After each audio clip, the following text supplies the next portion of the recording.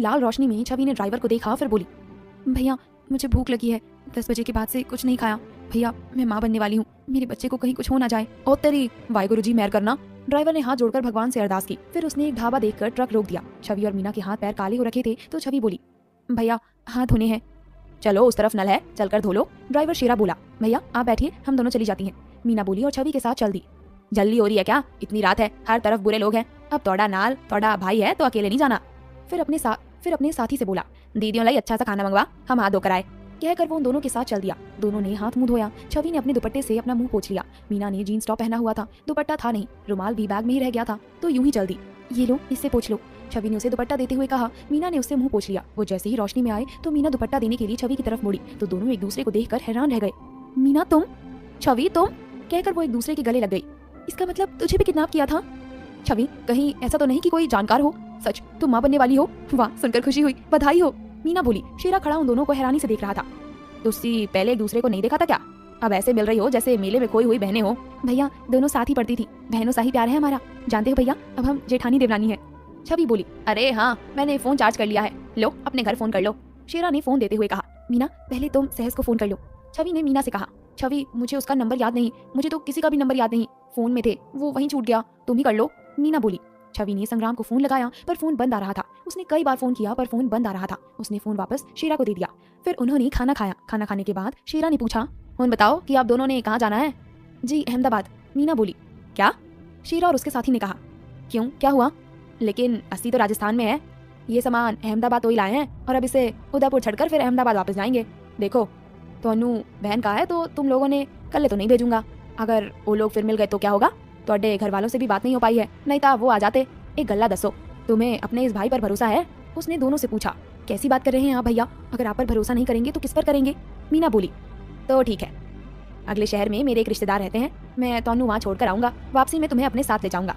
शेरा बोला। ठीक है भैया, जैसा आप कहें, हमें मंजूर है। दोनों बोली। संग्राम फ्लाइट में बैठा था, अभी तक कुछ पता नहीं चल पाया था। उसे छवि और अपने बच्चे की फिक्र हो रही थी, पता नहीं वो कैसी होगी, ठीक भी होगी। उसके मन में बुरे बुरे ख्याल आ रहे थे, उसका दिल घबरा रहा था। वो कभी कुछ तो कभी कुछ सोच रहा था। वो बार बार घड़ी को देख रहा था पर समय बीत ही नहीं रहा था। अहमदाबाद। सहस और हर्ष को भी नींद नहीं आ रही थी। वो दोनों बैठे संग्राम की फ्लाइट के आने का इंतजार कर रहे थे। हर्ष ने बुआ को बहुत ढूंढा पर बुआ का कहीं कुछ पता नहीं चला। बुआ के सिवा उन्हें किसी पर भी शक नहीं था। कहानी में क्या होगा आगे जानना चाहते हैं तो सुनिए प्यार का इंतजार। सहस और हर्ष को भी नींद नहीं आ रही थी। वो दोनों बैठे संग्राम की फ्लाइट के आने का इंतजार कर रहे थे। हर्ष ने बुआ को बहुत ढूंढा पर बुआ का कहीं कुछ पता नहीं चला। बुआ के सिवा उन्हें किसी पर शक भी नहीं था।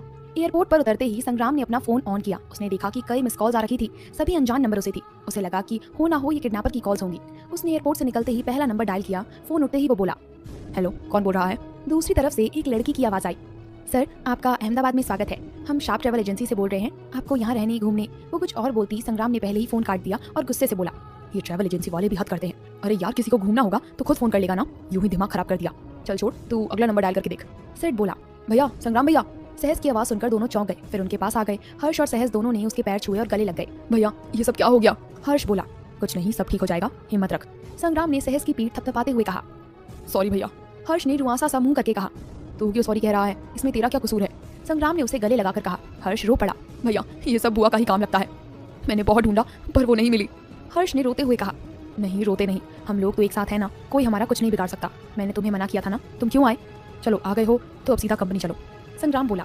कार में बैठते ही उसने फिर से अनजान नंबर पर कॉल करके देखी। अगले दोनों फोन कंपनी से आए थे। 2 कॉल्स रह गई थी, एक ही नंबर से आई थी जो छवि ने की थी। उसने सोचा कि ये भी ऐसे ही किसी ट्रेवल कंपनी की होगी तो उसने उसे छोड़ दिया। वो लोग कंपनी में आए, उन्होंने सीसीटीवी फुटेज देखी पर संग्राम को कोई भी आदमी जाना पहचाना नहीं लगा।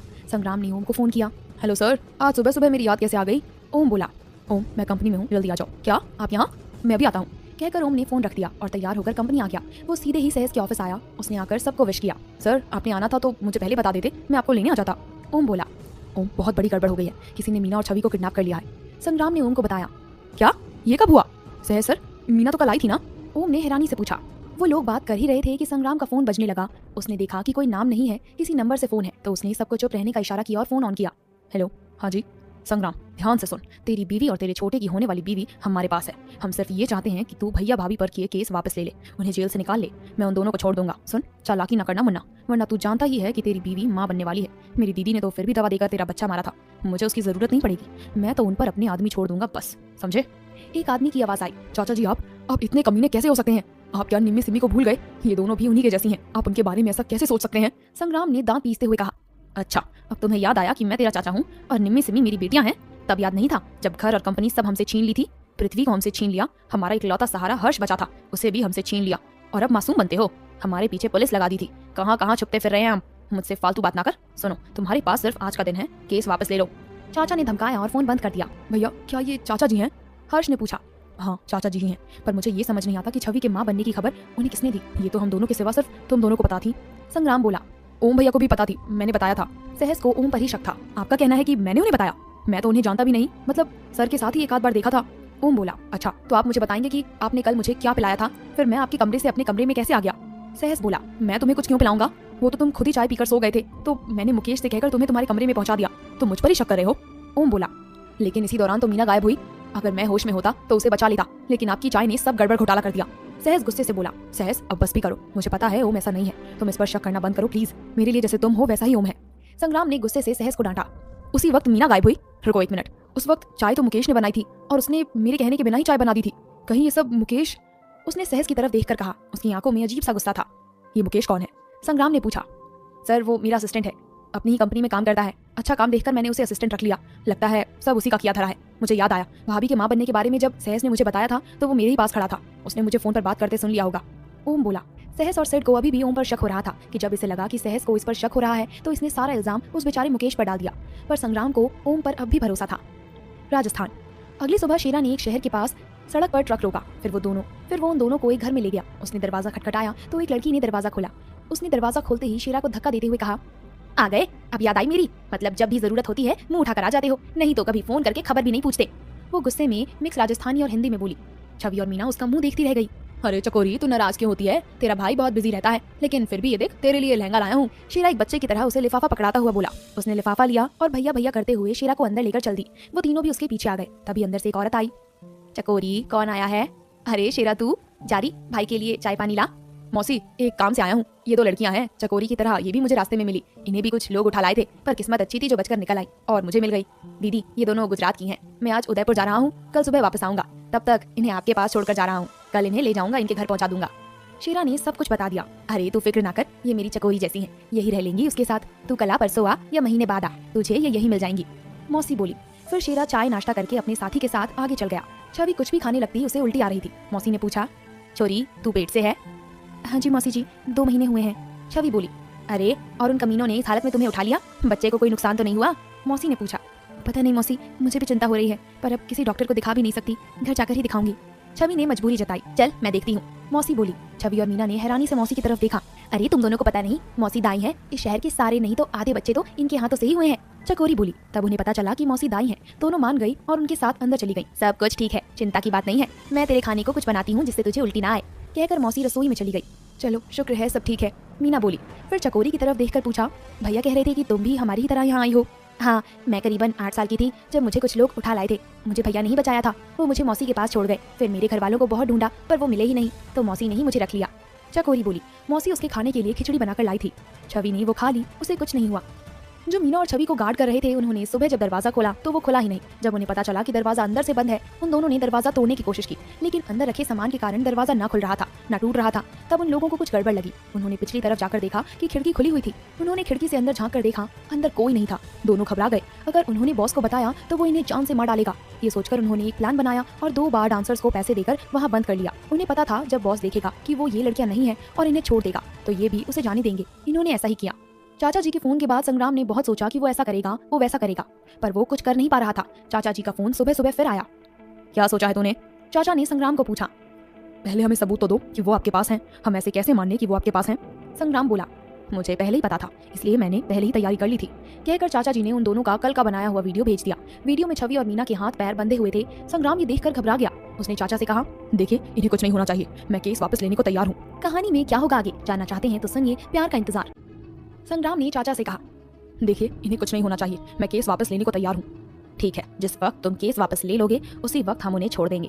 इसके अलावा हमारे बताए हुए पते पर 50 लाख रुपए भेज देना। तुम्हें एड्रेस मैं बाद में सेंड कर दूंगा। चाचा जी ने बोलकर फोन काट दिया। अब चाचा जी 50 लाख भी मांग रहे हैं। संग्राम बोला। क्या यार, मुझे बोल, उन्हें पकड़कर अंदर करवा देते हैं। सेठ गुस्से से बोला। लेकिन छवि और मीना उनके पास हैं। हम कुछ करेंगे तो वो उन्हें नुकसान पहुंचाएंगे। हम कुछ नहीं कर सकते। एक बार वो दोनों हमारे पास आ जाएं तो इस चाचा की तो। संग्राम गुस्से से बोला। ओम अभी भी इसी बात से परेशान था कि क्या मुकेश ऐसा कर सकता है। वो संग्राम से बोला, सर आप मुझे बताएं मैं क्या करूं, कैसे पता लगेगा कि मुकेश उनका साथी है। ओम इसका एक ही तरीका है, तुम उसे जाकर बताना कि मीना और छवि किडनैप हो गई हैं और हम उनकी शर्तें मानने को तैयार हैं। देखते हैं इसका क्या असर पड़ता है, फिर उस पर नजर रखना कि वो क्या करता है। संग्राम बोला, ठीक है सर मैं जाता हूँ, वो आ गया होगा। कहकर ओम अपने ऑफिस के लिए चला गया। यार तू मानता नहीं है, मुझे तो ये ठीक नहीं लग रहा, तू मान या मत मान। सिड ओम के जाते ही बोला, नहीं मुझे उस पर भरोसा है। कहते हैं ना दोस्त की पहचान बुरे वक्त में ही होती है, तो देखते हैं कि किस किस की पहचान होती है। संग्राम बोला। सहस ने उनके लिए नाश्ता मंगवाया। भैया कुछ खा पी लो, इस तरह बीमार हो जाओगे। तुमने खाया कुछ? चलो सभी एक साथ खाते हैं। संग्राम बोला और सब खाना खाने लगे। राजस्थान। मीना और छवि नहा धोकर आराम करने लगी। मौसी और चकोरी दोपहर का खाना बनाने लगी हुई थी। मौसी ये दोनों कितनी सुंदर है ना, चकोरी बोली। हाँ तभी तो कमीने उठा कर ले गए, वो बेचारी तो माँ बनने वाली है। अगर जरा सी गलती हो जाती तो कितना नुकसान होता बेचारी का। कीड़े पड़े ऐसे उठाने वाले को, कमीने सड़ सड़ कर मरेंगे। मौसी गुस्से से बद्दुआएं देते हुए बोली। हाँ मौसी, वैसे भगवान जी भी दुनिया में संतुलन बना के रखते हैं। जहाँ ऐसे कमीने लोग रहते हैं वहीं शेरा भैया जैसे अच्छे लोग भी भेजे हैं। चकोरी बोली। हाँ ये तो है, शेरा बहुत भलाई का काम करता है, भगवान उसे लंबी उम्र दे। मौसी बोली। छवि को नींद नहीं आ रही थी, वो मीना से बोली, मीना फोन तो इनके पास भी होगा, क्यों ना हम इनके फोन से बात करके देखें। हाँ ये ठीक रहेगा, चल चल कर बात करते हैं। मीना बोली। दोनों उठकर उनके पास आ गई। मौसी आपके पास फोन है? हाँ है ना, क्या बात है बेटा, मौसी ने पूछा। मौसी मैंने अपने घर फोन करना है, मेरे पति परेशान हो रहे होंगे। छवि बोली। ले चोरी कर ले बात, बेचारा परेशान हो रहा होगा, कहकर मौसी ने उसे फोन दे दिया। छवि ने संग्राम का नंबर डायल करके देखा पर उसका फोन बिजी आ रहा था। उसने थोड़ी देर रुककर फिर बजाया पर तब भी बिजी आ रहा था। उसे संग्राम की चिंता हो रही थी कि जाने संग्राम कैसा होगा। ये लो मौसी, उनका फोन बिजी आ रहा है, शायद खराब हो गया है, अब तो कल जाकर ही बात होगी। छवि फोन वापस करते हुए बोली। कोई बात नहीं बेटा, तो फिक्र ना कर, जिसने तुम्हें बचाया है वही भगवान उसे भी बचाएगा, मौसी ने उसे हिम्मत देते हुए कहा। चाचा ने उन गार्ड्स को फोन किया। लड़कियां ठीक है ना, ऐसा करना उन्हें एक टाइम खाना दे देना, कुछ बुरा नहीं होना चाहिए वरना सब बेकार हो जाएगा। अरे नहीं सर जी सब ठीक है, उन्हें खाना दे देंगे, गुंडे ने दूसरे की तरफ देखते हुए कहा। वो छवि और मीना से मिलती जुलती लड़कियां ले आए थे और उन्हें वहीं बंद कर दिया था। संग्राम ने माँ को फोन किया और उन्हें चिंता न करने को कहा। माँ ने भी इसे हिम्मत रखने को कहा। संग्राम ने माँ को मीना के बारे में नहीं बताया था। जब वो माँ से बात कर रहा था तो किसी और का फोन आ रहा था। उसने माँ का फोन बंद करने के बाद उसे देखा कि किसी अनजान नंबर से फोन आया था और वो भी 3 मिस कॉल्स। संग्राम ने उस नंबर पर दोबारा कॉल की। मौसी ने फोन उठा लिया। हेलो, हाँ भाई क्या बात है? जी आप कौन बोल रहे हो? संग्राम ने पूछा। तू अपना नाम बता, फोन तो तूने किया है, मौसी बोली। संग्राम को डर था कि कहीं किडनैपर्स ना हो। जी मैंने इसलिए किया क्योंकि आपकी तरफ से एक कॉल आई थी। संग्राम बोला। तू छवि का पति है क्या? रुको जरा मैं उसे बुलाती हूँ, कहकर मौसी छवि के पास गई और फोन पकड़ाकर बोली। देख तेरे पति का फोन आ गया। छवि ने फोन लिया और बोली हेलो, मगर दूसरी तरफ से वही जानी पहचानी आवाज आई। छवि। संग्राम बोला। फिर उसने आसपास देखा और सहस को इशारा किया। सहस ने जल्दी से दरवाजे के पास जाकर ध्यान से देखा, कोई नहीं था। उसने संग्राम को इशारा किया कि कोई नहीं है। तब संग्राम बोला। तुम कहाँ हो तुम? उन कमीनों ने तुम्हें कुछ कहा तो नहीं? और मीना कैसी है? संग्राम एक ही सांस में बोल गया। जी संग्राम जी हम ठीक हैं, हम उनके चंगुल से बचकर आ गए, हमें एक ट्रक वाले सरदार जी ने बचाया। हम राजस्थान में हैं, तो किसी काम से गए हैं, कल वापस आ जाएंगे, फिर हम वापस आ जाएंगे। छवि खुश होते हुए बोली। अच्छा चलो भगवान का शुक्र है। सुनो मेरे सिवा किसी और को ये बात तो नहीं बताई ना? संग्राम ने पूछा। नहीं बस आपको ही बताया है। ठीक है किसी को बताना भी मत, उन तक बात ना पहुंच जाए। मैं तुम्हें लेने भी नहीं आ सकता, क्या पता उन लोगों ने कंपनी में आदमी छोड़ रखे हों। तुम लोग बाहर मत निकलना, उसी के साथ आ जाना, मैं तुम्हें खुद फोन करूंगा, तुम मत करना। संग्राम ने उसे समझाकर फोन बंद कर दिया। संग्राम ने कहा चलो घर चले, 50 लाख का इंतजाम भी तो करना है, कहकर उसने बाकियों को चलने का इशारा किया। सब उसके साथ चल पड़े। वो लोग कार में आकर बैठे तो संग्राम ने सबको बताया। दोनों सुरक्षित हैं, उनके चंगुल से बच गई हैं। ये चाचा बहुत चालाक बनता है, वो इन्हें लेकर हमसे सौदेबाजी कर रहा है जबकि ये उनके पास है ही नहीं। शुक्र है भगवान का, मुझे तो भाभी की चिंता हो रही थी। सहस बोला। तुम्हें तो एक भाभी की चिंता हो रही है, मुझे दोनों भाभियों की चिंता हो रही है। हर्ष बोला। अब सहस तुम अपने ऑफिस में जाओ, जैसे कुछ हुआ ही नहीं। हर्ष तुम घर जाना चाहते हो या कहीं और? संग्राम ने पूछा। भैया मैं आपकी कंपनी जाता हूँ, देखूँ अगर कोई मुझे कॉन्टैक्ट करता है। हर्ष बोला। फिर चारों कार से उतरे। सहस कंपनी के अंदर और हर्ष पार्किंग में अपनी कार की तरफ चला गया। सिड और संग्राम कार में अगली सीटों पर बैठ गए। सिड ने कार चला दी। सिड अब हम चाचा को काबू करने की प्लानिंग कर सकते हैं, कहकर संग्राम ने सिड की तरफ देखा। ओम अपने ऑफिस में आया तो मुकेश आ चुका था। मुकेश को देखकर उसने जानबूझकर परेशान होने का नाटक किया। क्या हुआ सर, काफी टेंशन में लग रहे हो? मुकेश ने पूछा। हाँ मुकेश, वो संग्राम सर वापस आ गए हैं, उनकी वाइफ और मीना को किसी ने किडनैप कर लिया है, अब पैसे मांग रहे हैं। ओम ने उसके चेहरे को देखते हुए कहा। वो देखना चाहता था कि वो कैसे रिएक्ट करता है। उसके चेहरे पर खुशी सी थी। तो आपके बॉस अब क्या करेंगे? मुकेश ने पूछा। वो कर भी क्या सकते हैं, किडनैपर्स की बात मान गए हैं, हम शर्त पूरी करेंगे। ओम सिर झुकाए बैठा था। उसने चोरी से मुकेश की तरफ देखा। ओह बहुत बुरा हुआ, मैं कॉफी लेकर आता हूँ, कहकर वो कप लेकर चला गया। वो जैसे ही अपने कमरे में गया तो ओम भी पीछे चला गया। ओम ने सहस को फोन करके बुलाया और खुद मुकेश के कमरे के बाहर खड़े होकर उसकी बात सुनने लगा। मुकेश किसी को फोन पर बता रहा था। मौसा जी संग्राम यहाँ आ गया है, वो लोग पैसे की तैयारी में लगे हैं। अच्छा मैं ज्यादा बात नहीं कर सकता, अभी चलता हूँ, कहकर मुकेश कॉफी का कप लेकर चल दिया। दरवाजे पर सहस और ओम थे। दोनों भागकर ओम के कमरे में आ गए। सहस उसके टॉयलेट में छुप गया और ओम आराम से कुर्सी पर बैठकर फाइल देखने लगा, मानो कुछ हुआ ही ना हो। मुकेश कॉफी लेकर आया। Sir coffee. ऐसा करो ये फाइल पीआर को दे आओ। ओम ने उसे फाइल देते हुए कहा। मुकेश फाइल लेकर वहां से चला गया। तब सहस टॉयलेट से बाहर आया। ओम ने उसे अपना फोन दिया और बोला, सर ये रिकॉर्डिंग सुनो, आपको पता चल जाएगा कि मैं सच बोल रहा था। सहस ने सारी रिकॉर्डिंग सुनी और बोला, मुझे माफ कर दीजिए, मुझसे गलती हो गई। जब हम मुसीबत में होते हैं ना तो रस्सी को भी सांप समझ लेते हैं। सहस बोला, कोई बात नहीं, मैं समझता हूँ आपका ऐसा सोचना जायज़ था, पर मुझे इस बात की खुशी है कि संग्राम सर ने मुझ पर भरोसा किया। उन्होंने एक बार भी मुझे गलत नहीं समझा। ओम बोला, हाँ ये तो है, कितनी भी मुश्किल परिस्थिति हो संग्राम भैया कभी घबराते नहीं है, कोई गलत फैसला नहीं लेते। ये रिकॉर्डिंग भैया को भेज देना, उन्हें खुद पर खुशी होगी और पूछना अब इसका क्या करे। सहस कुछ देर बैठने के बाद चला गया। राजस्थान। छवि तेरी बात हो गई उनसे, वो लोग ठीक हैं? मीना ने पूछा। अरे ये तो मैं पूछना ही भूल गई, पर वो ठीक बात कर रहे थे और कंपनी से बोल रहे थे, तो सहस भी ठीक ही होगा। उन्होंने हमें पकड़ने के लिए हमें बुद्धू बनाया। छवि बोली, देखो तो पति से बात करके कैसे शर्मा रही हैं दीदी, चेहरे की रंगत ही बदल गई। चकोरी ने उसे छेड़ते हुए कहा, चकोरी पति पत्नी के रिश्ते का तुझे क्या पता, ऐसे ही छोटी छोटी बातों में खुशी मिलती है। मौसी बोली, मौसी इसकी भी शादी करा दो, इसे भी पता चल जाएगा। छवि बोली, इस गरीब से कौन शादी करेगा, मेरे साथ इसकी भी जिंदगी बस ऐसे ही गुजर गई। मौसी बोली, आपने भी शादी नहीं की क्या? मीना ने पूछा।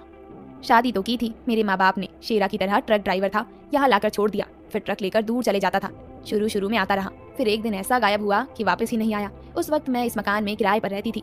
दाई पना आता था तो वही करने लगी, बदले में मैं फीस लेती थी। फिर माँ और बच्चे की मालिश भी करने लगी।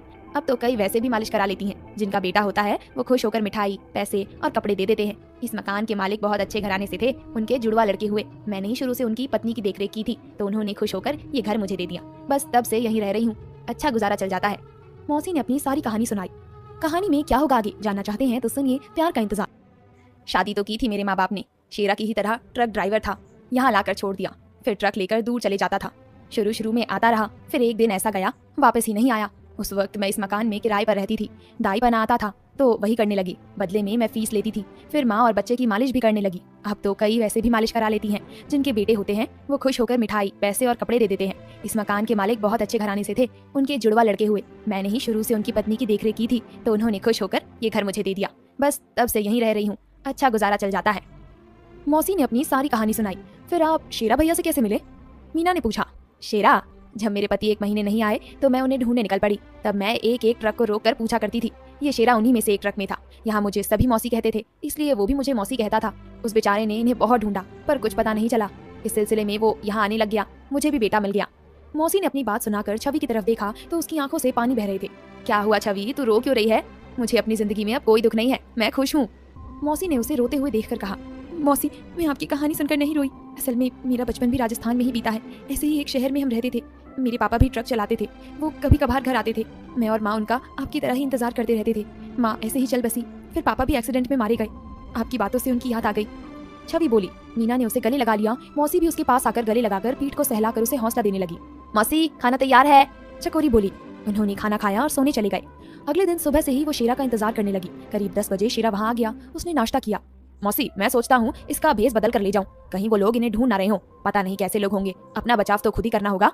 शेरा बोला, हाँ ये तूने बहुत अक्ल की बात की है। ऐसा करते हैं, इन्हें राजस्थानी बना देते हैं। घूंघट ओढ़ लेंगी तो किसी को पता नहीं चलेगा। मौसी बोली, हाँ ये ठीक है, जाओ फिर तैयार हो जाओ। शेरा ने दोनों को इशारा किया। मौसी उन दोनों को लेकर अंदर चली गई। चकोरी और मौसी ने उन दोनों को राजस्थानी वेशभूषा में तैयार किया। उनकी आंखों में काजल डाला और चेहरे पर काली बिंदिया सी लगा दी। वो दोनों ही पहचान में नहीं आ रही थी। शेरा खुद देखकर हैरान हो गया। फिर मीना और छवि ने मौसी और चकोरी से विदा ली और शेरा के साथ चल दिए। वो मन में बहुत खुश थी कि वो संग्राम से मिलेगी। वो जल्द से जल्द संग्राम से मिलना चाहती थी। यहाँ से उन्हें 5 घंटे लगने थे। शेरा ने उन्हें आगे ही बिठा लिया था। छवि बाहर का नजारा देखती रही। वो जिस शहर से गुजर रहे थे उसे देखकर छवि की आंखें भर आई। भैया ट्रक थोड़ा धीरे चलाओगे?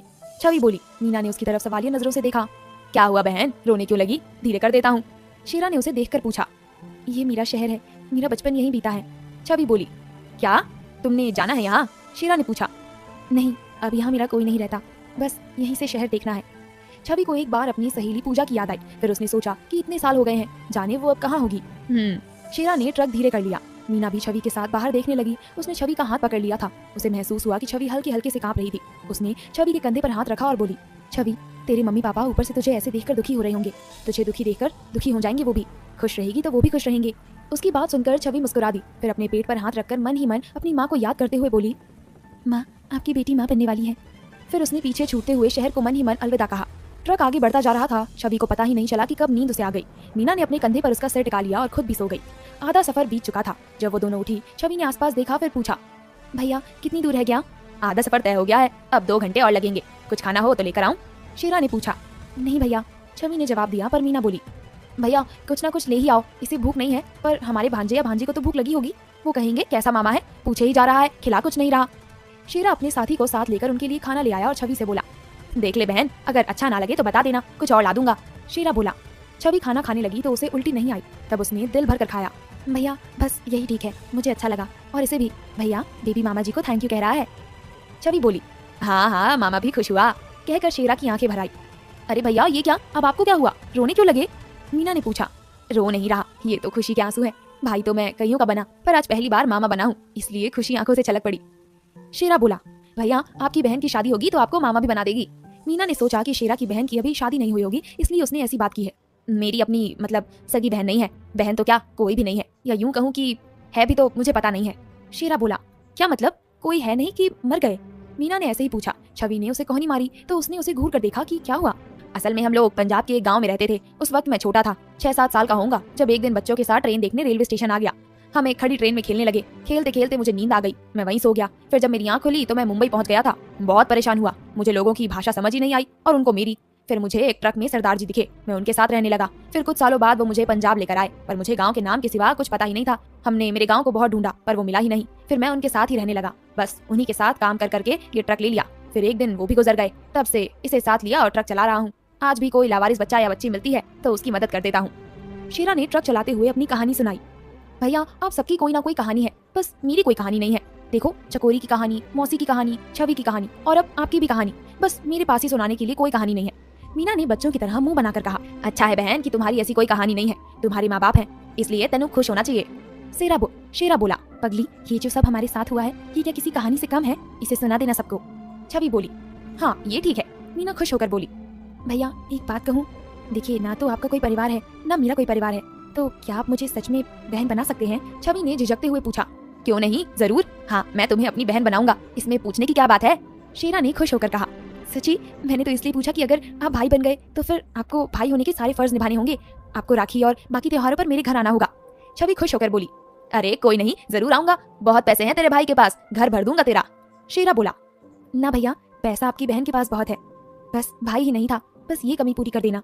छवि बोली, भैया मेरे घर भी आना, मेरा भी कोई भाई नहीं है, मेरी कमी भी पूरी करना। मीना बोली, हाँ जरूर। शेरा बोला। फिर वो लोग ऐसे ही बातें करते रहे। बातों बातों में उन्हें पता ही नहीं चला कि कब वो अहमदाबाद पहुंच गए। अब छवि ने शीरा के फोन से संग्राम को फोन किया। हेलो संग्राम जी, हम लोग अहमदाबाद एंटर कर गए हैं, हम कहाँ आए, घर आ जाएं? छवि ने पूछा। नहीं तुम ऐसा करो, मैं तुम्हें एड्रेस भेजता हूँ, तुम मुझे वहीं मिलना, कहकर संग्राम ने फोन काट दिया। छवि फोन की तरफ देख रही थी कि तभी फोन पर मैसेज आया। इसमें एक घर का एड्रेस था। वो लोग ट्रक को सड़क पर छोटू के पास छोड़कर उस घर पर पहुंच गए। उन्होंने जाकर दरवाजा खटखटाया तो दरवाजा संग्राम नहीं खोला।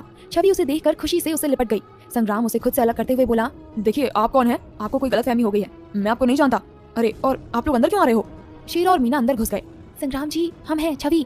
छवि धीरे से बोलकर अंदर चल दी। संग्राम ने बाहर निकलकर देखा, फिर दरवाजा बंद करके छवि को अपनी तरफ खींचकर गले लगा लिया और कसते हुए बोला, मैं बहुत डर गया था, मुझे बहुत ही बुरे बुरे ख्याल आ रहे थे, अपना बेबी। उसने कांपते हुए छवि के पेट की तरफ देखते हुए पूछा। सब ठीक है संग्राम जी, आप चिंता ना करें, मैं भी ठीक हूँ और अपना बेबी भी बिल्कुल ठीक है। ये सब मीना की मेहरबानी है, उसी ने हिम्मत की और अपने साथ मुझे उनके चंगुल से छुड़ा लाई। छवि ने बताया। छवि की बात सुनकर उसे याद आया कि घर में और लोग भी हैं। मीना और शेरा पहले ही अंदर जाकर बैठ गए थे। संग्राम छवि को लेकर अंदर आया और हाथ जोड़कर मीना और शेरा से बोला, मैं आप लोगों का एहसान सारी जिंदगी नहीं भूलूंगा। आपने मेरी छवि और हमारे बच्चे को बचाकर मुझे अपना कर्जदार कर दिया है, इसके लिए बताइए मैं क्या करूँ। खासकर मीना, तुमने तो बहुत ही बहादुरी का काम किया है, मेरे पास शब्द नहीं है आपकी तारीफ करने और आपका शुक्रिया अदा करने के लिए, फिर भी थैंक यू। संग्राम बोला, अरे नहीं जीजा जी, आप इस तरह ना कहें, ये मेरी बेस्ट फ्रेंड है, इसे बचाना मेरा फर्ज था। मीना बोली, संग्राम जी ये शेरा भैया हैं, इन्होंने ही हमें अपने ट्रक से यहाँ तक पहुँचाया। छवि ने संग्राम को शेरा से मिलवाया। संग्राम ने एक चेक साइन करके शेरा की ओर बढ़ाते हुए कहा, देखिए वैसे तो आपने जो किया उसके आगे कोई भी कीमत कम है, ये खाली चेक है, मैंने साइन कर दिया है, आप कीमत खुद भर लीजिएगा। आप मुझे शर्मिंदा कर रहे हैं, ये अब मेरी बहन है, इससे पैसे लेना मेरे लिए मरने के समान है। आप ये पैसे मेरी बहन और होने वाले बच्चे के खाते में रख लीजिए। सर हम गरीब जरूर हैं पर हम रिश्तों से अमीर हैं। शेरा ने अपने सीने पर हाथ रखकर कहा।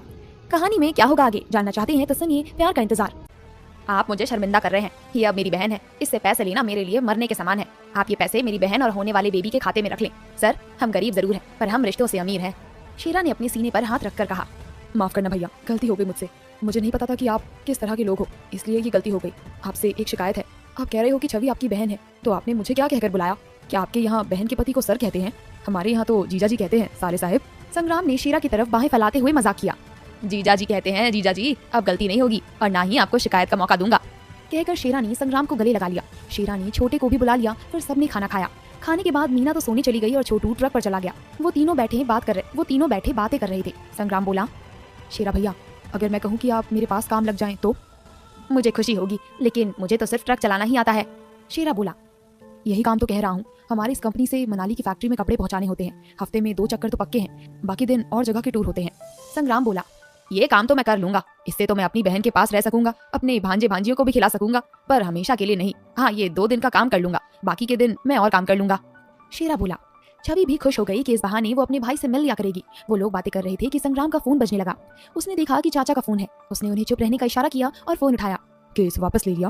पैसों का इंतजाम हो गया? हाँ जी चाचा जी, हो गया। कहाँ लेकर आऊँ? आप उन्हें कब छोड़ेंगे? संग्राम ने ऐसा जताया मानो उसे बहुत चिंता हो रही हो।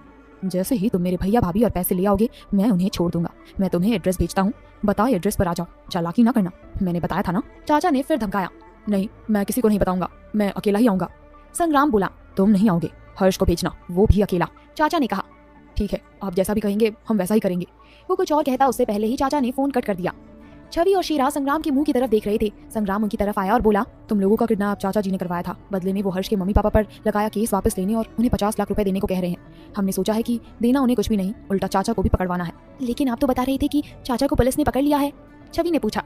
हाँ, वो भी उन्हीं की चाल थी। उन्होंने अपने किसी बंदे को ओम का असिस्टेंट बना दिया, उससे हमारे बारे में जानकारी लेता है। उसने ही ओम के द्वारा उनके पकड़े जाने की झूठी खबर हम तक पहुंचाई। हम इत्मीनान से बैठ गए और उन्होंने ये काम कर दिया।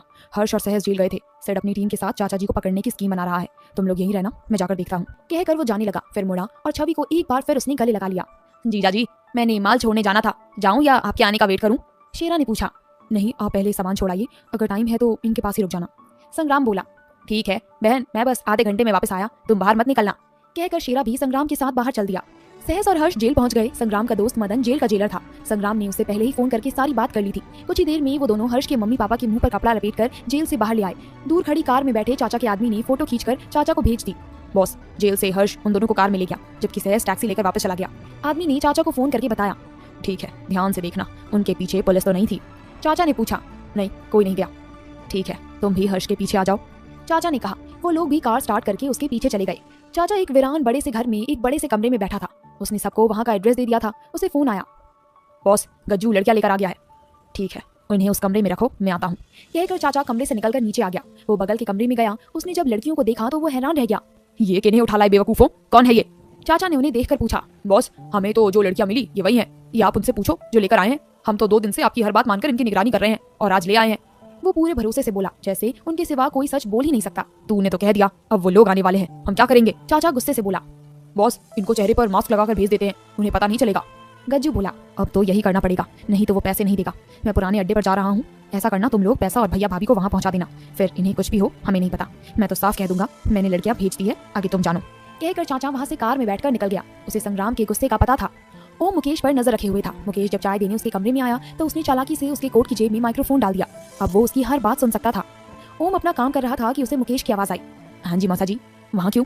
अच्छा ठीक है, हाँ जी मैं समझ गया, मैं आता हूँ। फिर मुकेश ओम के ऑफिस में आया और बोला, सर मुझे छुट्टी चाहिए, वो मम्मी की तबीयत खराब है, उन्हें डॉक्टर के पास लेकर जाना है। जाओ जाओ, माँ की सेवा से ऊपर कुछ नहीं है, ध्यान रखना। ओम फाइल से मुंह उठाए बिना ही बोला। मुकेश जल्दी से निकल गया। ओम ने उसी वक्त किसी को फोन किया। हेलो, वो कहीं जा रहा है, यहाँ से निकल गया है। मुकेश अपनी कार लेकर निकल गया। उसे पता नहीं था कि उसकी कार के नीचे सिड ने एक डिवाइस लगाया था जिससे उसकी लोकेशन उन्हें मिल रही थी। सिड पीटर और डेविड को लेकर अपने ऑफिस से उसके पीछे जाने को निकल गया। संग्राम और शीरा के जाने के बाद छवि मीना के पास आ गई। मीना उसे देखते ही बोली, आ गई झूठी नंबर 1। अरे मैंने क्या झूठ बोला? छवि ने पूछा। अच्छा जी, तुमने मुझे बताया नहीं, ये संग्राम नहीं, ये तो शरद है। मुझे क्या पता नहीं, मैं इनसे कॉलेज में मिली तो थी। माना कि तुम दोनों की शादी हो गई, पर तू मुझे बता सकती थी कि तूने शरद से शादी कर ली है। मुझे पता है संग्राम तुझे कैसे रखता था। नहीं यार, तुझे सहस ने शायद बताया ही नहीं कि शरद ही संग्राम है। संग्राम ने वो मास्क अपने साथ ये सब करने वालों को पकड़ने के लिए पहना था। उन्हें पकड़ाकर ये अपने असली रूप में आ गए। छवि बोली, सच्ची? ये तो बहुत ही हैंडसम है।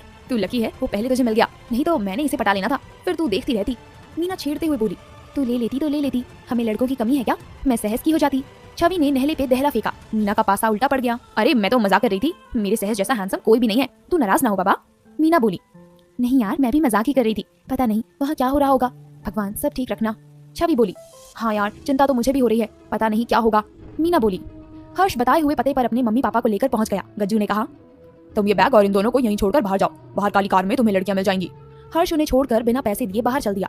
गज्जू ने 2 लोगों को उसके मम्मी पापा को बाहर एक कार में भेज दिया। पैसे तो रखकर जा। गज्जू ने अपने आदमियों को उसे घेरने का इशारा किया और बोला, पहले उन दोनों को सामने लाओ। हर्ष बोला। गज्जू उसके पीछे चल दिया। उसने सामने कार के पास खड़ी 2 लड़कियां दिखाई। हर्ष ने उनकी तरफ देखा। अभी वो आगे बढ़ा ही था कि वो हर्ष को धक्का देकर बैग लेकर उस कार की तरफ भागा जिसमें हर्ष के मम्मी पापा थे।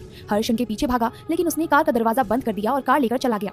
हर्ष वापस आया तो उसने देखा कि लड़कियां भी कोई और है। हर्ष सिर पकड़कर बैठ गया। उसने संग्राम को फोन किया, सॉरी भैया, सब गड़बड़ हो गया, वो लोग स्कीम खेल गए, उन्होंने कोई और ही लड़कियां दे दी हैं और पैसे और उन दोनों को लेकर भाग गए हैं। तू चिंता ना कर, सब ठीक है। तू उन लड़कियों को छोड़कर घर चला जा सहस के पास, वो तुझे सब बता देगा। हम भी काम पर लगे हुए हैं, देखते हैं क्या होता है। कहकर संग्राम ने फोन बंद कर दिया। हर्ष चुपचाप घर की ओर चल दिया। संग्राम, सिड, पीटर और डेविड के साथ मुकेश की कार के पीछे थे। वो लोग 2 कारों में थे, एक में संग्राम और पीटर थे और दूसरी में सिड और डेविड। वो बारी बारी कारें आगे पीछे कर रहे थे। इससे मुकेश को शक नहीं हुआ कि कोई उसका पीछा कर रहा है। मुकेश कुछ आगे जाकर एक घर में चला गया। वो लोग कार धीमी करके पीछे ही रुक गए। मुकेश अंदर चला गया। उस घर के आसपास आदमी तैनात थे। वो लोग कार में बैठे अंदर की ओर देख रहे थे। उन्होंने पुलिस को अपनी लोकेशन भेज दी थी। अब अपना काम उन्हें बस भागने नहीं देना है। अब पुलिस को आने दो। उस चाचा को भी अच्छा सबक मिला। वो कहते हैं ना, शेर को सवा शेर मिलता ही है। अरे एक कार और आ रही है। कहकर सिड और पीटर नीचे हो गए। इस कार से गज्जू उतरा। वो उन दोनों और बैग को अंदर चाचा के पास ले गया। चाचा लिविंग रूम में मुकेश के साथ सोफे पर बैठा था। उसने गज्जू को देखकर पूछा, आ गया तू? भैया भाभी कहाँ हैं? कहानी में क्या होगा आगे जानना चाहते हैं तो सुनिए प्यार का इंतजार। इस कार से गज्जू उतरा। वो उन दोनों और बैग को अंदर चाचा के पास ले आया। चाचा लिविंग रूम में मुकेश और रामशरण के साथ सोफे पर बैठा था। उसने गज्जू को देखकर पूछा, आ गया तू? भैया भाभी कहाँ हैं? बॉस अभी अजीब है, मुझसे कहा लड़कियों को ले आओ, मैं लेकर आया तो पूछते हैं कि लड़कियां कहाँ हैं, फिर कहते हैं वो लड़कियां नहीं है। अब भैया भाभी को लाने को कहा, वो सामने खड़े हैं और आप फिर कह रहे हैं वो कहाँ है। अब ये ना कहना कि ये भी वो भैया भाभी नहीं है। गज्जू बोला, चुप कर बेवकूफ, ये सच में मेरे भैया भाभी नहीं है। ये किन्हें पकड़ ले आया? चाचा गुस्से से बोला, पर वो तो इन्हें छोड़कर गए थे। गज्जू बोला, भैया ये पैसे तो नकली हैं। रामशरण पैसे का बैग खोलकर चेक करते हुए बोला, हाँ मौसा जी ये पैसे नकली हैं। मुकेश भी पैसे चेक करते हुए बोला, क्या ये सब क्या है? चाचा का पारा और हाई हो गया। वो नकली भैया भाभी की तरफ बढ़ा। उसने जैसे ही उस आदमी को मारने के लिए हाथ उठाया तभी उसने चाचा का हाथ पकड़ के घुमाया और उसके पीछे आकर उसके सिर पर गन रख दी और बोला, अपने आदमियों से कहो कि सभी अपने अपने हथियार फेंक कर एक लाइन में हमारे सामने खड़े हो जाएं। उसके साथ आई लेडी ने भी गन निकाल ली थी।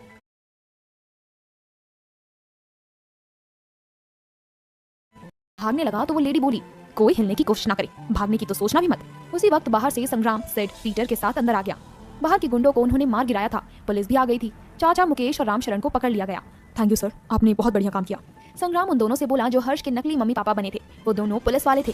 संग्राम, ये तूने अच्छा नहीं किया, अब तुझे छवि और मीना भी कभी नहीं मिलेंगी। चाचा ने दांत पीसते हुए कहा, चाचा जी आप अपना ख्याल करो, छवि और मीना का ख्याल हम रख लेंगे। कहकर संग्राम ने पुलिस वालों को उन्हें ले जाने दिया। फाइनली सब सेट हो गया, हींग लगी ना फिटकरी, रंग भी चौखा हो गया है ना? सेठ बोला, क्या इसका मतलब क्या है? पीटर ने पूछा। इसका मतलब है कि हमें ना तो पैसा लगाना पड़ा, ना मार पिटाई ही करनी पड़ी और सब पकड़े भी गए। इसी को कहते हैं कि हींग लगे ना फिटकरी, रंग भी चौखा हुए। सेठ ने समझाया। वो लोग आगे की कार्यवाही के लिए पुलिस स्टेशन की तरफ चल दिए। संग्राम ने सहस को फोन किया, हेलो सहस, सब ठीक हो गया है। चाचा, रामशरण और मुकेश के साथ साथ उनके सभी साथी भी पकड़े गए हैं। मैं तुम्हें एड्रेस सेंड करता हूँ, वहाँ जाकर मीना ले आओ। और हाँ, मीना के घर फोन करके अंकल आंटी को बता देना। अच्छा भैया, ये तो बहुत ही अच्छी बात है। ठीक है, आप एड्रेस भेज दो, मैं और हर्ष भैया जाकर ले आएंगे। कहकर सहस ने फोन बंद कर दिया। सहस ने फोन रखकर हर्ष और ओम को सारी बात बताई। वो दोनों भी खुश हुए। फिर सहस ने मीना के घर फोन किया। नमस्ते अंकल जी, मीना मिल गई है, हम उसे लेने जा रहे हैं। मैं उसे खुद ही घर छोड़कर आऊंगा। शुक्र है भगवान का। मैं आऊँ बेटे? मीना के पापा बोले, नहीं अंकल जी, आपको आने की जरूरत नहीं है, हम उसे खुद ही जाकर ले आएंगे, फिर घर खुद ही छोड़ देंगे। सहस ने अपनी बात दोहराई। वो लोग संग्राम के बताए हुए पते पर पहुंचे। उन्होंने दरवाजा खटखटाया तो अंदर वो तीनों ही चौकन्ने हो गए। शेरा ने उन्हें अंदर छुपने को कहकर दरवाजा खोला। जी आप कौन है? शेरा ने उनसे पूछा। हम मीना और छवि को लेने आए हैं। शेरा ने देखा कि लड़के तो अच्छे घर के लग रहे हैं, पर क्या पता ये किडनैपर हो। यहाँ कोई मीना या छवि नहीं रहती, ये मेरा घर है। कहकर शेरा ने दरवाजा बंद कर दिया। वो तीनों हैरान परेशान हुए कि ये क्या हुआ। उन्होंने संग्राम को फोन किया पर वो फोन उठा ही नहीं रहा था। असल में थाने में पूछताछ के वक्त उन्होंने फोन साइलेंट कर लिया था। अब उन तीनों ने बार बार फोन किया, कभी सेठ को, कभी पीटर को, तो कभी संग्राम को। कोई भी फोन नहीं उठा रहा था। वो घर के बाहर ही गली में खड़े थे। शेरा उन्हें खिड़की से देख रहा था। तब अंदर से छवि और मीना ने धीरे से पूछा, भैया कौन है? पता नहीं, 3 लड़के हैं, तुम्हारे बारे में पूछ रहे हैं। लगते तो अच्छे घर के हैं, पर कहीं किडनैपर ना हो, इसलिए मैंने कह दिया कि यहाँ कोई नहीं है। वो लोग गए नहीं है, अभी बाहर ही खड़े हैं। शेरा पर्दा बंद करते हुए बोला, मैं देखूं कौन है? कहकर उसने पर्दा हटाकर देखा तो वो देखते ही खुशी से झूम उठी। अरे छवि, ये तो सहस और हर्ष और ओम है। कहकर उसने भागकर दरवाजा खोल दिया। उन तीनों ने पीछे मुड़कर देखा तो मीना को देखकर सहस भाग कर आया और बोला, मीना तुम यहाँ हो? भाभी कहाँ है? तुम दोनों ठीक हो? हाँ अंदर तो आओ। हर्ष भैया, ओम सर, आइए अंदर आइए। तीनों अंदर आ गए। शेरा उनकी तरफ और वो शेरा की तरफ देख रहे थे। अरे भाभी, आप कैसी हैं? और हमारा छोटू कैसा है? हर्ष ने छवि से पूछा और तीनों ने उसके चरण छुए। मैं ठीक हूँ हर्ष, छोटू भी ठीक है। छवि शेरा की तरफ देखकर बोली, भैया जी ये सब अपने ही हैं। ये सहस और हर्ष संग्राम जी के भाई हैं और ओम उनकी कंपनी में काम करते हैं। उनके बहुत अच्छे दोस्त हैं। फिर उन तीनों को बताया, ये शेरा भैया हैं, इन्होंने हमारी यहाँ तक आने में हेल्प की। तीनों एक साथ शेरा का थैंक यू करने के लिए उसके पास आए। तीनों ने उससे हाथ मिलाया। सहस बोला, आपका हम पर उम्र भर के लिए ये एहसान हो गया। आपने हमारे घर की इज्जत बचाई है। कहकर वो उसके गले लग गया। इसमें एहसान की क्या बात है? साडे गुरुओं ने हमें बेबस, लाचार और बेसहारा लोगों की मदद करना ही सिखाया है। फिर ये तो मेरी अपनी बहनें हैं। शेरा बोला, भाभी भैया ने कहा है कि सब पकड़े गए हैं, तो अब आपको घर ले जा सकते हैं। चलो चलते हैं। आपको घर छोड़कर मैं मीना को उसके घर छोड़ दूंगा। इसके घर पर फोन कर दिया था, वो भी वेट कर रहे होंगे। सहस बोला, ऐसा करो तुम मीना को उसके घर छोड़ाओ, हम शेरा भैया के ट्रक में अपने घर चले जाते हैं। क्यों, ठीक है ना हर्ष? छवि बोली, हाँ यही ठीक है। हर्ष बोला। तब मीना ने छवि और शेरा से विदा ली और सहस के साथ कार में चली गई। हर्ष, ओम और छवि शेरा के ट्रक से जाने के लिए घर को ताला लगाकर निकल पड़े। वो लोग ट्रक के पास आए। माफ करना बहन, तेरे भाई के पास कार नहीं है, इस तरह ट्रक में बिठाने में शर्म आ रही है। ये इतने सूट बूट वाले ऐसे ट्रक में बैठेंगे? कहो तो मैं टैक्सी करा देता हूँ। शेरा सिर झुकाकर बोला। शर्मिंदगी के कारण उससे सिर उठाया नहीं जा रहा था। भैया मुझे तो आपके ट्रक में ही जाना है। आज पहली बार मेरा भाई मुझे घर छोड़ने जा रहा है। शान से जाएंगे। छवि बोली, अरे आप ये मुंह क्यों लटका रहे हैं? आपके ट्रक हमारी कारों से कहीं महंगे हैं, तो आप गरीब कैसे हुए? आज हमें भी ट्रक में सफर करने का मौका मिलेगा। कारों में तो करते ही रहते हैं। हर्ष बोला, आप में से एक आगे बैठ सकता है, देख लो किसने बैठना है। छवि बोली, आप अकेले ही बैठो, हम दोनों तो पीछे बैठेंगे। कहकर हर्ष ओम के साथ पीछे चला गया। फिर छोटू की हेल्प से वो ट्रक पर चढ़ गए। छोटू ने ट्रक में से एक बॉक्स पर बिस्तर रखकर उनके लिए सोफा बना दिया। वो दोनों आकर उस पर बैठ गए। कुछ देर में वो घर पहुंच गए। छवि संभल कर उतर कर अंदर आ गई। घर में आकर उसे शांति मिली। वो अपने घर में गई। कमरा आज भी वैसा ही था। एक भी चीज यहाँ से वहाँ नहीं थी। उसने अलमारी खोली तो आज भी कपड़े वैसे ही भरे थे। उसे यहाँ बिताए सारे दिन याद आ गए। उसने पहनने के लिए कपड़े निकाले और नहाने चली गई। नहाकर वो जैसे ही बाहर आई, किसी की मजबूत बाहों ने उसे जकड़ लिया। उसे स्पर्श की पहचान थी। वो बोली, संग्राम जी आप कब आए? जब आप नहा रही थी तब। कहकर उसने उसके कंधे पर किस किया। फिर बोला, आज दिल को सुकून मिला। मेरी तो नींद, मेरा चैन सब तुम्हारे साथ ही चला गया था। तुम आई तब सब कुछ वापस आ गया। संग्राम उसके माथे पर आए गीले बालों को पीछे करते हुए बोला, चलो संग्राम जी, नीचे सब हमारा इंतजार कर रहे होंगे। छवि बोली, चलो। वो दोनों नीचे आ गए। अरे ओम, तुम्हारा वो मुकेश तो चाचा का भांजा निकला, कब से था वो वहाँ? सिड ओम से पूछ रहा था। ओम ने संग्राम को सीढ़ियां उतरते देखा। उसे संग्राम की दोस्ती पर गर्व हो रहा था। उसके दिल में संग्राम के लिए इज्जत और बढ़ गई थी। संग्राम सर, मैं आपका थैंक यू करना चाहता हूँ कि आपने मेरा विश्वास किया। उस दिन सहस सर की बातों से मैं सच में घबरा गया था। मुझे उनकी फिक्र नहीं थी। मुझे अपना डर था कि कहीं आप भी मुझे बेईमान न समझ लें।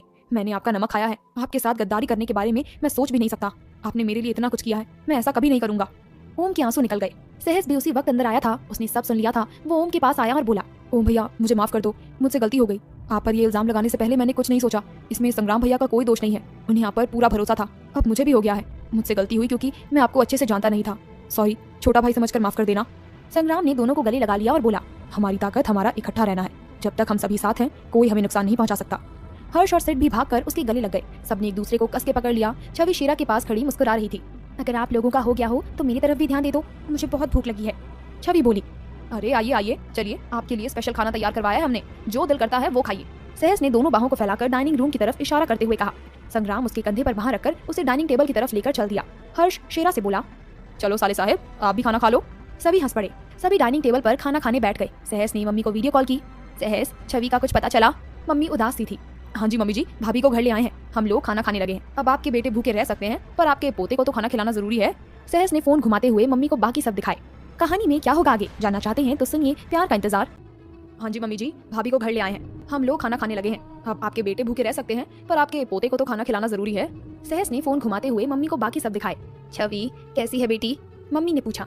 सब ठीक है मम्मी जी, सबने खूब मेहनत की और हमें बचा लिया, आप परेशान ना होइए। छवि ने मम्मी को हौसला देते हुए कहा। भगवान सदा गम से दूर रखे। मम्मी हाथ जोड़कर भगवान का शुक्रिया अदा करते हुए बोली, आंटी जी मेरा शुक्रिया मत कीजिएगा, वैसे सारा प्लान मेरा ही था। आपकी दोनों बहुओं को उनके चंगुल से बचा लाया। सिड बोला, दोनों बहुओं? मम्मी कुछ सोच में पड़ गई। वो मम्मी जी, मीना है ना मेरी फ्रेंड, वो अब सहस की सेक्रेटरी है। मैंने ही लगवाई थी, मेरे साथ उसे भी किडनैप कर लिया था। सभी सहस को मीना का नाम लेकर छेड़ते हैं, इसलिए सिड भैया भी जानबूझकर उसे बहू कह रहे हैं। वैसे मम्मी मैं सोच रही हूँ उसे अपनी देवरानी बना ही लूँ, अच्छी लड़की है। छवि बोली, अच्छा सहस को कैसी लगती है? सहस सहस। मम्मी सहस को पुकार रही थी तो वो कैमरे से बच रहा था और हर्ष उसे कैमरे के आगे धकेल रहा था। हाँ जी मम्मी जी, सहस ने शर्माते हुए कहा। जब संग्राम शरत था तो वो उससे मीना की बात कर लेता था। अब जब उसे पता है कि वो उसका बड़ा भाई है तो उससे भी शर्माने लगा था। माँ से तो बात कर ही नहीं सकता था। ये छवि क्या कह रही है? तुझे मीना पसंद है? बना दे उसे तेरी दुल्हन। मम्मी बोली, मैं क्या कहूँ, भाभी बड़े हैं, आप बड़े हैं, जैसा आपको अच्छा लगे वैसा कर लो। सहस ने शर्मा कर कहा, संग्राम, सिड, हर्ष, तुम सब क्या चाहते हो? मम्मी ने पूछा। करा दीजिए आंटी जी, अच्छा है, सही उम्र में शादी हो जानी चाहिए। सिड बोला, हाँ मम्मी जी, सिड भैया ठीक कह रहे हैं, आप इसकी शादी करा दो। हर्ष बोला, ठीक है, पहले तुम ठीक ठाक घर आ जाओ, फिर सोचेंगे। अभी तो हर्ष के लिए भी लड़की देखनी है। चलो बेटा, बहुत खुशी हुई, तुम लोग खाना खा लो, कहकर मम्मी ने फोन काट दिया। कमीने, यहाँ तो मजनू बना फिरता है, मम्मी के सामने ड्रामे करता है। हर्ष ने उसे पकड़कर मस्ती में मारते हुए कहा, ठीक है, चलो खाना खाओ। सबने खाना खाया, फिर वो लोग लिविंग रूम में बैठे बातें करते रहे। संग्राम छवि को रेस्ट करने के लिए ऊपर बेडरूम में छोड़ने गया। जब हम वहाँ गए थे ना, मैंने देखा 2 मोटे मोटे काले काले गुंडे ऐसे खड़े थे मानो अगर तुम्हें देख लिया तो तुम्हें खा ही लेंगे। पर मैं बिल्कुल नहीं डरा तो अपना संग्राम भी नहीं, मेरे साथ रहकर बहादुर हो गया है ना। सिड उन तीनों को स्टोरी सुना रहा था कि कैसे उसने चाचा और उनके साथियों को पकड़वाया। वो अपनी शेखी बगा रहा था। तभी उसने संग्राम को आते देखा तो उसने संग्राम की भी तारीफ कर दी। हाँ, तो 2 गुंडों को मैंने मारा, 2 को संग्राम ने। फिर हम एक दूसरे की पीठ से पीठ लगाकर उन लोगों को मिलकर धोए, खूब धोया। वो चारों खाने चित हो गए। फिर हम अंदर गए, हमारे साथ ही पुलिस भी अंदर आ गई और उन्हें पकड़ लिया। सिड ने सुनाया, मुझे लगा था कि चाचा जिस तरह से काम कर रहा है तो कोई आदमी होंगे उसके साथ, पर वो तो यूं ही गली के गुंडे इकट्ठा करके बैठे थे, तभी तो जल्दी पकड़े गए। संग्राम बोला, हाँ भैया, जब मैं भी उन लोगों को लेकर वहाँ पहुंचा था तब भी वहाँ 2-4 लोग ही थे। अगर आप ना कहते तो भाभीियों के लिए उन लोगों से वही भिड़ जाता। हर्ष बोला, चलो सब अच्छा हो गया, अब सब चलो रेस्ट करो, मैं भी काफी थक गया हूँ। ओम, तुम यहीं रुकोगे या वापस जाना है? संग्राम ने पूछा। जी घर जाऊंगा, वरना बीवी पूछ कर बाकी रातों में भी सोने नहीं देगी। ओम हंसते हुए बोला, संग्राम मैं भी चलता हूँ, मम्मी पापा से मिल लूंगा, बहुत समय हो गया है उन्हें देखे, कहकर सिड भी चला गया। दोनों को बाहर तक छोड़ने के बाद हर्ष और सहस अपने अपने कमरे में चले गए। संग्राम ऊपर अपने कमरे में चला गया। उसने छवि को खुद में ही लिपटे सोते देखा। वो उसकी बगल में लेट गया और उसकी कमर में बाहर डालकर उसे करीब कर लिया। उसे कई दिनों से नींद नहीं आई थी। आज जब उसने छवि को बाहों में भरा तो उसे नींद आई। सहस ने कमरे में आकर मीना को फोन किया, पर फोन बंद आ रहा था। तब उसे याद आया कि उसका फोन तो उसके ऑफिस में पड़ा है। तब उसने सोचा कि अब ऐसे ही सोना पड़ेगा। तब उसे याद आया कि मीना के घर पर लैंडलाइन भी है। उसने उस पर फोन किया। कुछ देर बेल बजने के बाद किसी ने फोन उठाया तो सहस ने वेट किया कि कोई उधर से कुछ बोले, तो वो चुप रहा। तभी दूसरी तरफ से उसके पापा की आवाज आई, हेलो, कौन है? बोलो भाई। ये मीना के पापा थे। वो घबरा गया और बोला, अंकल जी मैं हूँ सहस, मैंने मीना को ये बताने के लिए फोन किया था कि वो कल ऑफिस ना आए, घर पर ही रेस्ट करे, कहकर सहस ने फोन काट दिया। मीना के पापा रिसीवर की तरफ देखते रह गए। कितना अच्छा बॉस है, अपने वर्कर के लिए कितनी भागदौड़ की और अब छुट्टी के लिए भी खुद ही फोन करके बता रहा है। इस मीना को समझाऊंगा कि इससे ढंग से बात किया करे, उस बेवकूफ को किसी की कदर करनी नहीं आती। अगले दिन सुबह जब मीना ऑफिस जाने के लिए तैयार होने लगी तो पापा ने आकर बताया, रात उस सहस का फोन आया था, कह रहा था उसने आज की छुट्टी दी है तुझे, कह रहा था कि तू रेस्ट कर ले। आपने मुझसे बात क्यों नहीं कराई? वो हर वक्त अपनी मर्जी चलाता है। मीना आज ऑफिस जाना चाहती थी, सहस से बहुत सी बातें करनी थी, पर उसने सब चौपट कर दिया। तुझे अक्ल कब आएगी? वो बॉस है तेरा, एक तो उसने खुद फोन करके तुझे छुट्टी दी है, ऊपर से तू नखरे करती है, तमीज से पेश आया कर उससे, पापा ने गुस्से से कहा। तब मीना को एहसास हुआ कि पापा के सामने वो क्या बोल गई।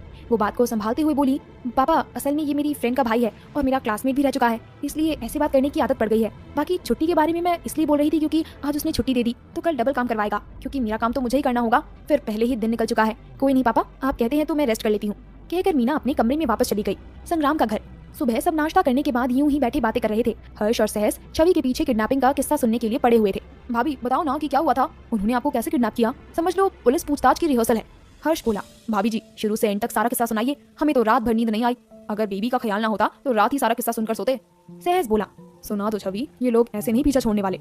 संग्राम बोला, उस दिन जब मैं स्कूल में थी तो मुझे किसी का फोन, छवि बता ही रही थी कि डोर बेल बजी। सब उस तरफ देखने लगे तो देखा कि मीना आई है। उसने बैठते हुए संग्राम और हर्ष को नमस्ते की और छवि को गले लगाकर बोली, और कैसी है मेरी जान? पर संग्राम और सहस के तने हुए चेहरे देखकर बात बदलते हुए बोली, वो शेरा भैया कहाँ है? वो चले गए, उन्हें काम था, और तुम्हें मैंने रेस्ट करने के लिए छुट्टी दी थी। सहस बोला, छुट्टी थी इसलिए तो यहाँ आ गई, बड़ी मुश्किल से निकल कर आई हूँ। पापा से कहा कि छवि ने बुलाया है तो आने दिया उन्होंने। मीना बोली, तुम दोनों का हो गया हो तो मैं भी भाभी की कहानी सुन लूं। भाभी जी सुनाओ। हर्ष बोला। फिर सब बैठकर छवि की बात सुनने लगे। हाँ, मैं बता रही थी कि मुझे किसी का फोन आया था कि संग्राम जी का एक्सीडेंट हो गया है। मेरे पास इनकी कार की फोटो भी आई जिसमें उसका अगला हिस्सा टूटा हुआ था। मैं घबरा गई और हॉस्पिटल के लिए टैक्सी ली। वो टैक्सी वाले ने मुझे कुछ सुंघा दिया। फिर मुझे तब पता चला जब मुझे होश आया तो उन्होंने कहा कि अगर कुछ बोली तो वो लोग आपको मार देंगे। छवि बोली, मुझे भी उन्होंने सहस की वीडियो दिखाकर किडनैप किया। सहस को बांधकर बिठाया हुआ था और मुझे धमकाया कि अगर नहीं गई तो इसे मार देंगे, तो मैं उनकी बात मानती रही। मीना बोली, तुम लोग उनकी चंगुल से बची कैसे? संग्राम ने पूछा। ये सब मीना की हिम्मत ही, वही मुझे निकाल लाई। छवि ने मीना की तरफ इशारा किया। आप लोगों को एक बात बताऊं, जब इसे मेरे पास लाए तो हम दोनों ने ही एक दूसरे को पहचाना नहीं था। मैंने किसी तरह अपने हाथ खोले, फिर इसके खोल दिए, फिर हम वहाँ से भाग लिए। फिर हमें शेरा भैया मिल गए। हम उनके साथ खाना खाने ढाबे पर रुके तो वहाँ हमने मुंह हाथ धोया, तब एक दूसरे को पहचाना। वो पल मैं कभी नहीं भूल सकती। मीना जैसे वो सब अब भी देख रही हो। मीना, तुम आज फ्री हो ना? तुम हमारे साथ हॉस्पिटल चलो, चेक कराने जाना है। छवि ने कहा, चलो मैं चलती हूँ, मैं तेरे साथ अंदर चलूंगी। मीना तैयार हो गई। वो तीनों हॉस्पिटल चले गए। उसने रवि को पहले ही फोन कर दिया था। रवि ने पहले ही गायनेकोलॉजिस्ट को अपने पास बुला लिया था। उसने छवि को चेक किया, फिर उसका अल्ट्रासाउंड करने ले गई। मीना और संग्राम को भी अंदर आने दिया। उन्होंने अल्ट्रासाउंड देखा। डॉक्टर ने उन्हें स्क्रीन में बेबी दिखाया। तीनों देखकर बहुत खुश हुए। चिंता की कोई बात नहीं है, सब ठीक है, बेबी हेल्दी है, कोई दिक्कत नहीं है। अब छवि के खाने पीने का ज्यादा ध्यान रखना, डॉक्टर बोली। वहाँ से निकलकर वो लोग पुलिस स्टेशन गए। वहाँ पुलिस ने उनके बयान लिए। पुलिस ने मनाली पुलिस को भी छवि के मिलने की खबर भेज दी थी। बस अब मैं इन्हें ले जाऊँ, अब और कुछ तो नहीं पूछना। अगर आगे कोई जरूरत पड़े तो आप इस नंबर पर फोन कर लीजिएगा। संग्राम ने उसे फोन नंबर देते हुए कहा, ये आपका नंबर है, लेकिन आप तो मनाली जाने वाले हैं, अगर हमें आपसे मिलना हो तो फिर हम क्या करेंगे? पुलिस वाले ने पूछा। फिर ये नंबर लिख लीजिए, ये मेरे छोटे भाई सहस का नंबर है, वो कंपनी में ही मिल जाएगा, मीना भी वहीं मिल जाएगी। इसके अलावा ये 2 नंबर और हैं, ये मेरे भाई और दोस्त का है, वो भी यहीं रहते हैं। संग्राम ने सहस, हर्ष और ओम का नंबर देते हुए कहा, कहानी में क्या होगा आगे जानना चाहते हैं तो सुनिए प्यार का इंतजार। फिर ये नंबर रख लीजिए, ये मेरे छोटे भाई सहस का नंबर है, वो कंपनी में ही मिल जाएगा, मीना भी वहीं मिल जाएगी। इसके अलावा ये 2 नंबर और हैं, ये मेरे भाई और दोस्त का है, वो भी यहीं रहते हैं। संग्राम ने सहस, हर्ष और ओम का नंबर देते हुए कहा। इसके बाद वो मीना को उसके घर छोड़ने चले गए। मीना की मम्मी उन्हें मिलकर बहुत खुश हुई। वो संग्राम को देखकर समझ गई थी कि संग्राम बहुत अमीर है, उसकी पर्सनालिटी ही ऐसी थी। आंटी, ये मेरे पति हैं संग्राम, सहस इन्हीं का भाई है, छवि ने बताया। पर जब तुम यहाँ रहती थी तब तुम कहती थी कि सहस तुम्हारा भाई है, मीना की मम्मी ने उसी वक्त कहा। आंटी जी, ये लंबी कहानी है, असल में मेरी इनसे लड़ाई हो गई थी, मैं नाराज होकर मनाली चली गई। वहाँ मैं जिस आंटी के घर रही वो सहस की मम्मी निकली। सहस यहाँ कॉलेज में मीरा और मीना का क्लासमेट था। अब वो आंटी मुझे अपनी बेटी मानती थी, तो मैं सहस को भाई मानने लग गई। फिर ये मुझे ढूंढते वहाँ आ गए। फिर काफी देर बाद इन्हें पता चला कि वो आंटी इनकी खोई हुई मम्मी है और सहस इनका भाई है, तो वो मेरे भाई से मेरा देवर हो गया, पर रहा मेरा भाई ही, छवि ने बताया। अरे वाह, बड़ी ही फिल्मी कहानी है तुम्हारी, क्या खाओगी? ऐसे मौके पर मुंह मीठा करना बनता है, कहकर मीना की मम्मी रसोई में चली गई। वो दोनों आपस में खुसर पुसर करने लगी। तू बात शुरू कर, मैं तेरा साथ दूंगी, छवि बोली। पागल है, मम्मी मुझे खा जाएगी, तू शुरू कर देना, मैं तेरा साथ दे दूंगी। दोनों एक दूसरे से कह रही थी कि वो बात शुरू करे। इतने में आंटी मिठाई की प्लेट लेकर आ गई। मैं चाय बना कर लाती हूँ, कहकर मीना खिसकने लगी। 1 मिनट मीना, तुम बैठो जरा। संग्राम ने उसे जाने से रोक दिया और उसकी मम्मी से बोला, आंटी जी, मैं अपने भाई सहस के लिए आपकी बेटी मीना का हाथ मांगता हूँ। छवि और मीना ने एक दूसरे की तरफ हैरानी से देखा। बेटे, ये क्या कह रहे हो आप? कहाँ हम, कहाँ आप? बेटे, इसके पापा से बात करने से पहले मैं ही तुम्हें बता दूं कि इसके पापा एक सरकारी नौकरी करते हैं। बेशक हमारी एक बेटी है, पर हम इसे ज्यादा कुछ नहीं दे पाएंगे। हाँ, शादी जरूर धूमधाम से करेंगे। मीना की मम्मी ने हाथ जोड़कर कहा। आंटी जी, आप ऐसा कहकर हमें शर्मिंदा ना करें, आप बस मीना को 2 कपड़ों में भेज देना। छवि ने आंटी के हाथों को ऊपर से पकड़कर कहा। ठीक है बेटा, मैं इसके पापा से बात करूंगी, फिर तुम्हें बता दूंगी। आंटी बोली। ठीक है आंटी जी, असल में हम लोग कल वापस मनाली जा रहे हैं, आप हमें बता दीजिएगा, हम बारात लेकर आ जाएंगे। संग्राम बोला। फिर वो लोग चाय पानी पीकर वापस घर आ गए। छवि को घर छोड़कर संग्राम कंपनी चला गया। छवि ने मम्मी को फोन किया। मम्मी जी, कैसी हो? ठीक हूँ, तू बता, हो आई हॉस्पिटल? क्या बताया डॉक्टर ने? मम्मी ने चिंता से पूछा। सब ठीक है मम्मी जी, हम लोग कल वापस आ रहे हैं, छवि ने बताया। बेटा, सफर में ध्यान रखना, आलतू फालतू कुछ मत खाना। डॉक्टर से पूछा था कि क्या खाना है और क्या नहीं खाना? मम्मी ने कहा। हाँ जी मम्मी जी, डॉक्टर ने डाइट चार्ट दिया है, उसमें सब दिया है। और मम्मी, मौली कैसी है? मौली भी ठीक है, उसकी राजू से शादी तय हो गई है। दोनों के परिवार तो जल्दी शादी करना चाहते थे, पर राजू और मौली ने कहा कि आप लोग आओगे तब शादी करेंगे, अब तुम लोग आ जाओगे तो वो जल्दी ही शादी कर लेंगे, मम्मी बोली। कुछ देर बातें करके उन्होंने फोन बंद कर दिया। मम्मी ने मौली को बताया। मौली, छवि का फोन आया था, वो लोग कल आ रहे हैं, तैयारी कर लेना, अब शादी की तारीख भी फिक्स कर लेना। हाँ मैडम जी, मैं राजू से बात करती हूँ, और मैडम जी, सहस भैया और हर्ष भैया को भी शादी में बुलाना है। मौली बोली। हाँ, तू तारीख तो फिक्स कर, हम उन्हें भी बुला लेंगे। मम्मी बोली। अहमदाबाद। शाम को छवि ने सहस और संग्राम के आने पर उन्हें मौली की शादी की बात बताई। चलो अच्छा है भैया, फिर हम भी आपके साथ ही चलते हैं, मौली की शादी तो अटेंड करनी ही है। सहस बोला। मुझे पता है जो तुझे शादी अटेंड करने की जल्दी पड़ी है, हम मम्मी से खुद ही बात कर लेंगे, तुझे हम फोन करके बता देंगे। संग्राम ने सहस को छेड़ते हुए कहा। ओह, तो ये बात है। मैं भी हैरान हो गई थी कि इसे मौली की शादी की चिंता कब से होने लगी। मम्मी से जो भी बात करनी है मुझे बता दो, मैं कर लूंगी। जब हम मीना की मम्मी से बात कर सकते हैं तो उनसे भी बात कर लेंगे। छवि भी बात समझने के बाद सहस को छेड़ते हुए बोली। आप दोनों भी अजीब बात करते हैं, मैं मौली की शादी अटेंड करने की बात कर रहा हूँ और आप दोनों कुछ और ही समझ रहे हैं। सहस ने शर्माते हुए कहा। चलो ठीक है, नहीं कहते, उसकी मम्मी से नहीं कहते। खुश? अच्छा, मम्मी कह रही थी कि मौली की शादी की तारीख फिक्स करने के बाद ही हर्ष और सहस को बुला लेंगे। छवि बोली। भाभी जी ठीक है, आप ज्यादा मत सोचिए, यहाँ बैठिए, मैं चाय के साथ पकौड़े बनाकर लाता हूँ। सहस छवि को सोफे पर बैठाकर किचन की तरफ चला गया। ऐसे परिवार के साथ कितना अच्छा लगता है ना। संग्राम छवि के पास बैठते हुए बोला। दिमाग खराब कर दिया मेरा, इन्हें कार दे कौन देता है, मेरी प्यारी कार का शीशों का कबाड़ा कर दिया। हर्ष बोलता हुआ आया। मैं तो खुद इन पापा की परियों के कार या स्कूटर चलाने के सख्त खिलाफ हूँ, आप कार की बात करते हैं। ये तो ट्रक को देखकर भी पीछे नहीं होती, फिर उल्टा हम ही से लड़ने लगती है। शेरा बोला। अरे भैया जी, आप कब आए? छवि ने शेरा को देखते ही पूछा। आज दिन में आ गया था, फिर हर्षबाजी ने बुला लिया, यहाँ इनके पास आ गया। बहन, एक गल कहूँ, तुसी मुझे भैया की जगह वीर जी कहा करो, हमारे यहाँ भैया को वीर जी कहते हैं, सुनकर अच्छा लगेगा। शेरा ने छवि के पास बैठते हुए कहा। ठीक है वीर जी। फिर किचन की तरफ मुंह करके बोली। 2 कप चाय और कह देना। हर्ष भी सोफे पर बैठ गया।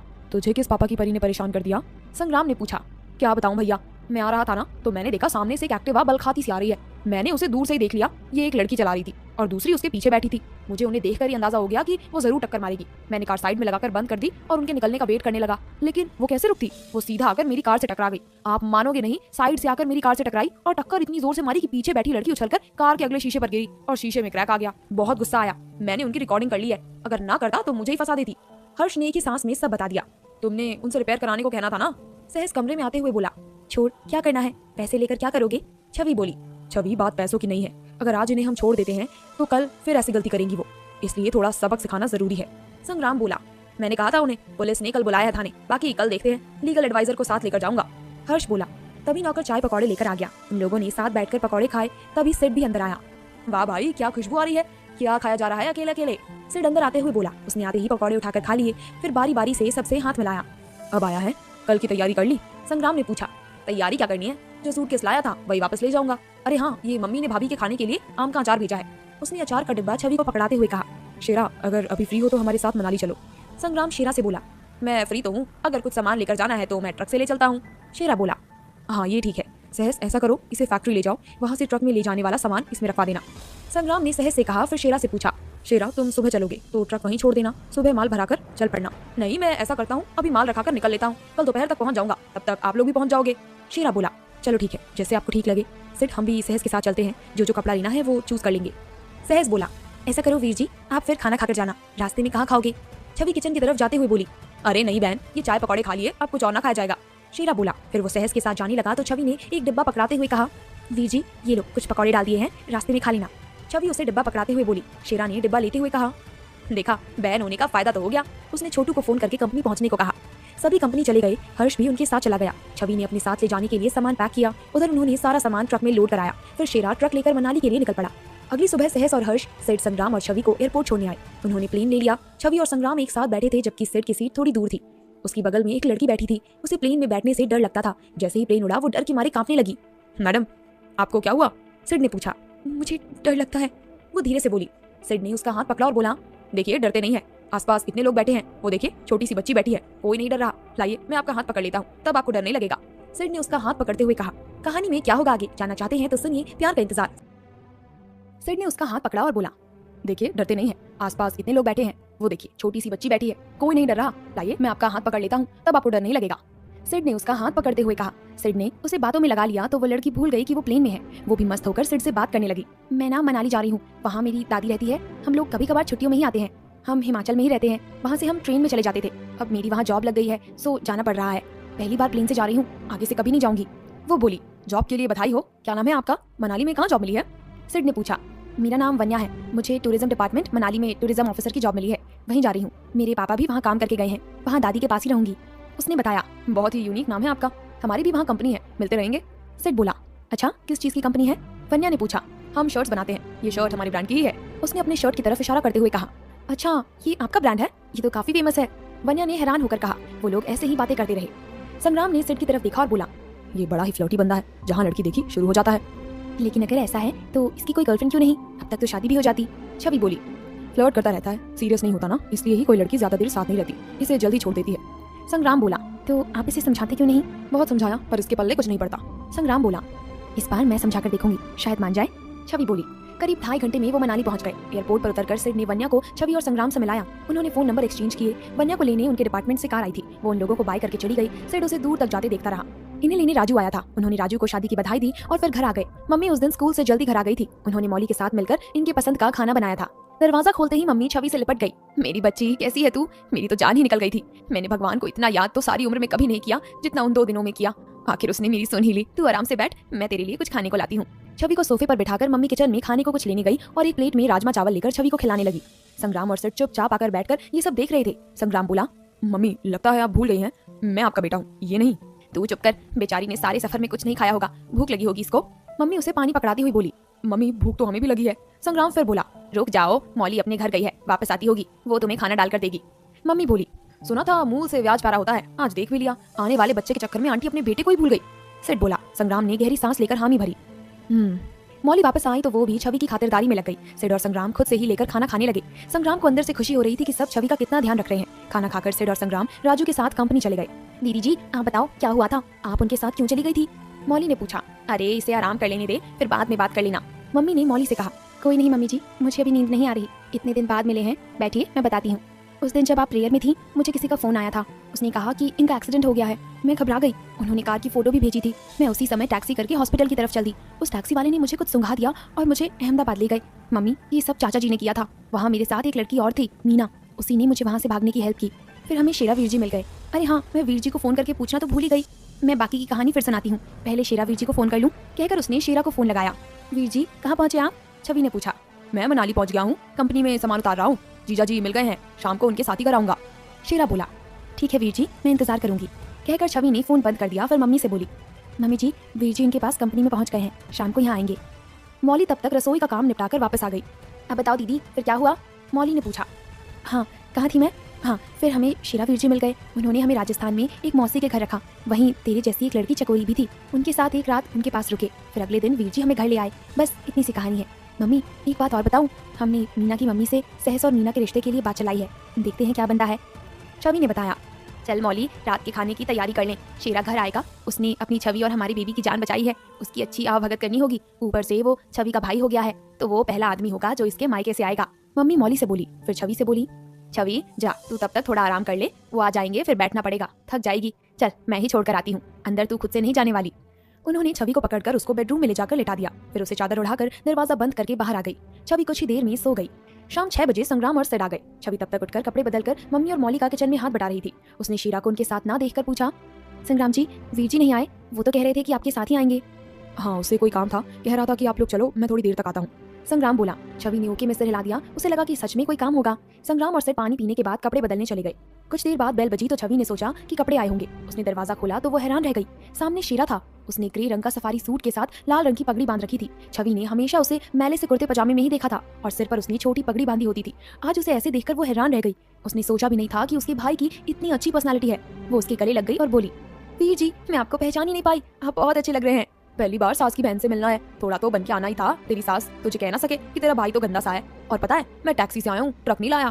कहकर शेरा ने बाहर टैक्सी से कई बैग निकाले और छवि के साथ अंदर आ गया। मम्मी आकर उसे देखने लगी और सोचने लगी कि ये तो किसी अच्छे घर का लगता है, और छवि इसे ट्रक ड्राइवर कह रही थी। वो उनके पास आई तो छवि ने शेरा को बताया, वीर जी ये मेरी मम्मी जी हैं, और मम्मी जी ये वीर जी हैं। शेरा ने उठकर उनके पैर छुए। मम्मी ने आशीर्वाद दिया और हाथ जोड़कर बोली, जीते रहो बेटा, भगवान तुम्हें लंबी उम्र दे। तुमने हम पर जो एहसान किया है उसका बदला हम उम्र भर भी नहीं उतार पाएंगे।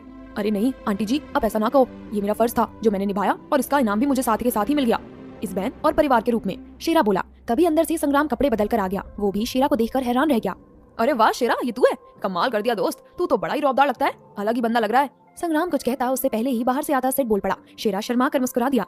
फिर शेरा ने एक बैग उठाकर मम्मी को दिया। मम्मी मना कर रही थी पर वो बोला, आंटी जी मैं छवि के मायके से हूँ, पहली बार आपके घर आया हूँ, ज्यादा कुछ नहीं लाया, जितना हो सका किया है, मेरा अमान समझ कर रख लीजिए। छवि ये तेरे लिए, जीजा जी ये आपके लिए, आंटी जी ये हर्ष और सहस के लिए, और सिडवीर जी ये आपके लिए।